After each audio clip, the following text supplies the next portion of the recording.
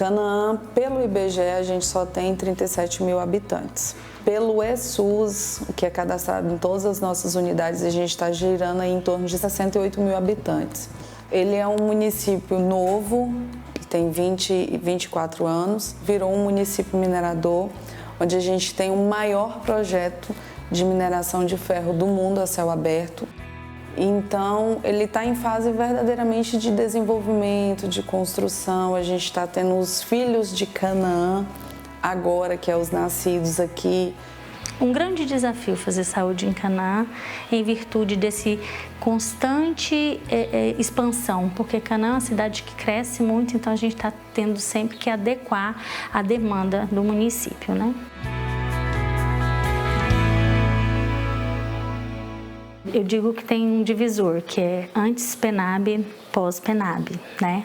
Antes PENAB, uma metodologia que a gente sempre preconizou implantar o serviço conforme preconizado pelo Ministério. A nossa rede de saúde, ela é o que o Ministério da Saúde exige, né, pra gente, a gente tem 100% de cobertura. Nós temos 11 equipes de saúde da família, né? Temos um CAPS, um CTA, um serviço de atendimento domiciliar, o Hospital Municipal.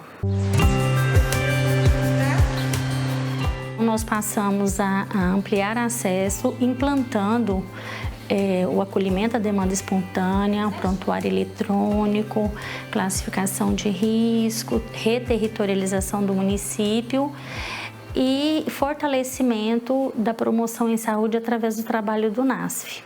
O prontuário eletrônico foi essencial nesse novo modelo, né? Assim, quando nós começamos as discussões para a implantação, nós vimos que seria essencial uma ferramenta que permitisse o registro clínico e que também subsidiasse dados para monitoramento dos serviços. Então, o usuário ele pode percorrer qualquer serviço da rede, tanto atenção primária, especialidades médicas que atendem nas unidades de saúde e multiprofissionais, que qualquer profissional vai ter acesso àquele mesmo prontuário, àquele mesmo registro clínico. Fomos capacitar todos os profissionais da rede quanto a acolhimento, quanto a prontuário eletrônico, quanto classificação de risco. Então, nós respeitamos a individualidade de cada território, de cada equipe e fomos treinando por equipe todos esses assuntos. Nós fizemos todo esse processo de capacitação, de sensibilização, né? De levar até a comunidade o conhecimento do que seria essa mudança, né? O que caberia essa mudança, o que benefício traria para a comunidade. Então, nossas unidades passou a funcionar das 8 às 18, de segunda a sexta-feira, com atendimento integral de médico de toda a equipe da atenção primária, né? E isso fez com que nós ampliássemos o nosso acesso em 100%. Né? Nós passamos a atender o dobro de pessoas que a gente estava atendendo no modelo anterior. A população abraçou, porque não tem como, você sabia que para a população isso era extremamente importante, você atender um público o dia todo.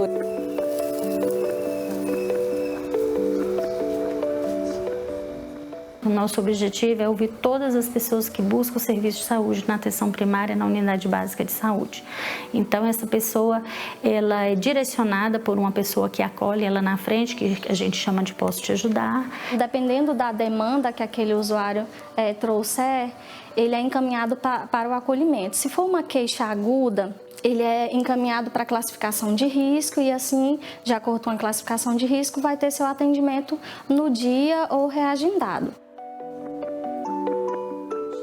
O agente comunitário de saúde, no novo modelo de Canaã dos Carajás, no atendimento de saúde, nós trabalhamos no campo, nas visitas às famílias e a gente também trabalha no acolhimento na unidade de saúde. Ele chega no acolhimento, vai dizer a causa dele, se ele está sentindo alguma coisa, ou se ele é um paciente que está já agendado para passar com o médico ou com a enfermeira. A importância desse acolhimento e do ACS estar nesse acolhimento é que eu, agente de saúde, eu tenho a oportunidade de receber a minha comunidade, os pacientes com qual eu acompanho, com um olhar melhor. O paciente chega, eu já sei a história daquele paciente. 80%, 90% pode ser resolvido na atenção primária.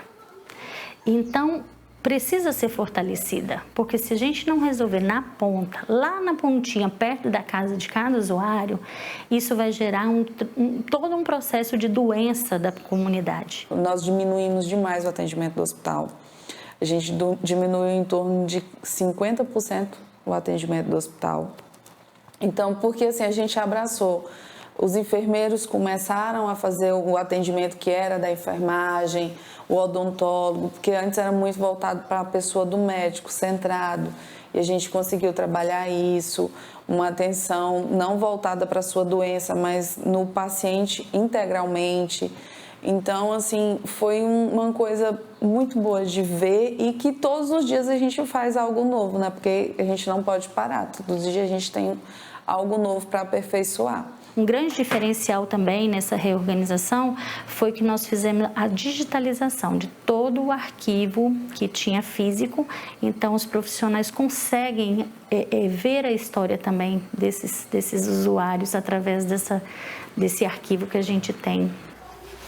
Então, e pelos dados que a gente vê do seu acompanhamento, a gente vê que a pressão já está estabilizada, né? Já passou com o cardiologista? Ainda não. Tá, mas já foi encaminhado. Isso.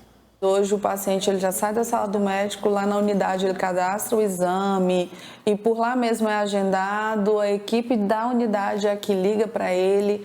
Então, assim, a informatização para a gente fez a gente conhecer de verdade os nossos problemas de saúde.